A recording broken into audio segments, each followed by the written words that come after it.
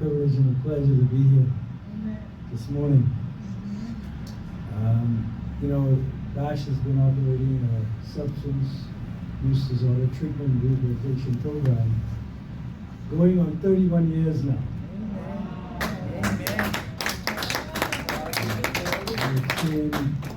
We've seen more than 1,000 people pass through, and we've seen many people get their lives together. And we continue to look forward to more people getting their lives together. We are on a new mission, and a new vision called the Bash Youth Build a Skill Program, which is a youth empowerment program that would train young people in 9 different disciplines, including carpentry, masonry, backyard farming, solar panel installation, multimedia marketing, solar media. What's the new thing now in marketing? Social media marketing. Social media. And a number of other disciplines, farming, chicken, eggs. And we're gonna, while we have them, we're gonna give them some skills in dealing with social issues, conflict resolution, anger management, drug abuse prevention. It's easier to prevent than to cure. When you're growing up, it was common to hear an ounce of prevention is worth a pound of cure.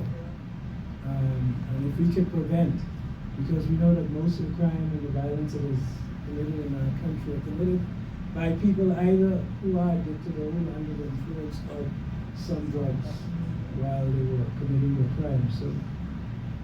So we are blessed for that vision, and we are working fervently towards that. We're looking for volunteers to help us make this a reality. And we know that in the coming year, we will break grounds for several of those disciplines. We also, while we have them, we're going to train them in work ethics. When we were growing up, we didn't have to be taught work ethics per se, but we lived it. 5 o'clock in the morning, you gotta get up, you gotta do something. Get up and you pray.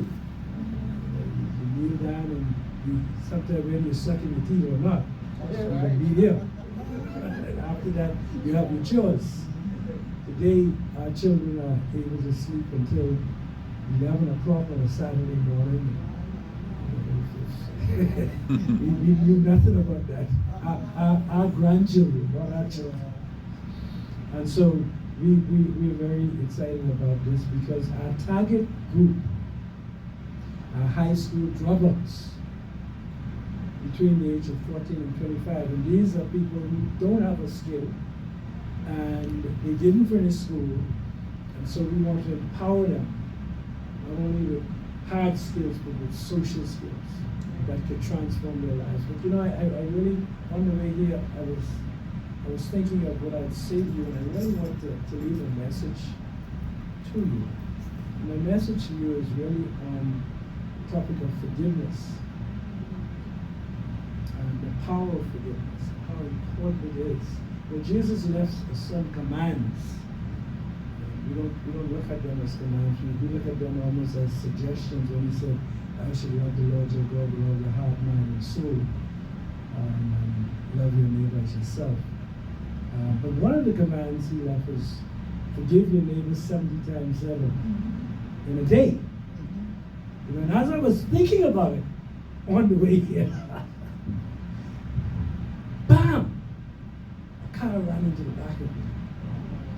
The guy got out and he came and he looked like he had an attitude. And when he came to my window with an attitude, I was ready. You come with an attitude? I forgot all about the forgiveness idea. I was ready for war. But it tells us how powerful, how amazing, how incredible Jesus Christ was. And I look at this, what I'm about to tell you right now. Most people do not see it the way I see it, and that's okay. But I look at this as one of Jesus' great miracles. almost on par of raising the dead. That's how powerful it is. Because on the day, you know, the thing about Jesus, what I like about him, everything he said do, he did. There was no hypocrisy in him. He led by perfect example. He said, forgive your brother 70 times 7 days. He said, if your brother slap you on the left cheek, turn to him the right. Who among us gonna do it? Slap me? Slap me, what? Huh? Crazy. But some say he didn't really mean that. Oh yes, he did. He meant exactly that. Because he lived it on the day when they whipped him. So this gets me emotional. Sometimes I can't control myself. When they whipped him, I feel in my mind every time they hit him, and his flesh was torn. And then they put a crown of thorns on his head, and they say they took a wooden mallet. How do you remember those wooden mallets you used to have in woodwork? They took one of those wooden mallets with a big head, and they beat it down on his head, and the blood gushed. And then they walked him through the street, and they humiliated him. This man of peace, this man of love, this innocent man. And then they took him to the cross, and they nailed him. In that moment, you see, not a year later, not a couple of weeks later, not 10 years later, which will probably take me a couple of lives. In that moment, he said, Father, forgive them. Because he had already forgiven them. In that moment, he forgave them. That's one of the to me, that's one of the greatest miracles he performed. Because no human being could do it. We can't do it. In the moment. You know, it took me like 2 minutes to forgive this guy, and he only ran into the back of my car. I had to revoice and catch myself and realize that don't make no sense what you're doing. But in the moment. So when he said, and direct us to forgive our brother 7 times, and let me just explain this before I do. This one piece, because a lot of people misunderstand this.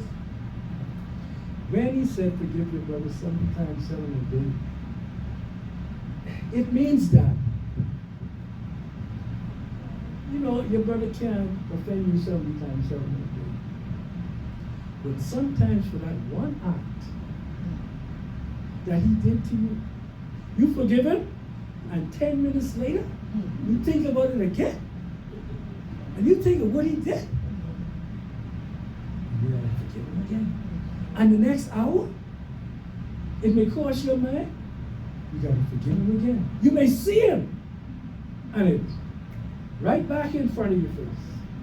So you gotta forgive him and forgive him and forgive him until you really forgive him. Till you find the peace when you see him, and you find the love in your heart for him when you see him. So this is the power that we have. And everything that Jesus said we can do. He said, greater things than I have done, we can do. This is one of the great things. But this is a choice. We have to choose to do this. We have to choose. Every time the thoughts come upon us, we have to choose, hey, I forgive you. I forgave him. I did that. And I forgive him again. And I forgive him again until I get it right. So I leave those words with you. Forgive your brother 70 times 7. Thank you.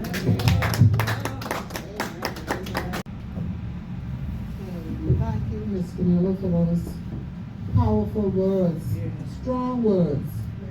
And just to show how much you are in tune, my morning devotion came from Romans 12 and 19. It says, dearly beloved, Avenge not yourself, but rather give place unto wrath. For it is written, Vengeance is mine, I will repay, saith the Lord. Amen. So God, it's still all about Jesus. Yes, yes. We thank you for the work that you're doing with these young men, and we encourage you this morning to stay with it. God, who has begun that work in you, is able to complete it. And he is able to do the exceeding abundant above all that you can think or even imagine. So sometimes I know it wouldn't be easy. It's not easy, but he is able. You know, and young men, be encouraged and know that the road that you walked, many have walked, but don't let it deter you from doing good. Try and see what is happening in your life from this day forward and make the most of it, because God can turn every situation around. He is able. Once you believe. Once you believe. So now we're going to call this mighty man of God